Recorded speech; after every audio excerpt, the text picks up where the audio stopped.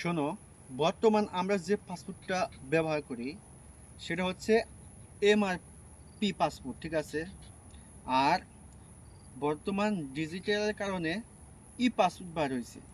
তা আমাদের যাদের মনে করো যে ভিসা মনে করো যে শেষ হয়ে যাচ্ছে, তারা আর এমআরপি পাসপোর্ট রিনিউ করতে পারবো না। আমাদের করতে হবে হচ্ছে ই পাসপোর্ট। ই পাসপোর্ট করতে কি লাগবে?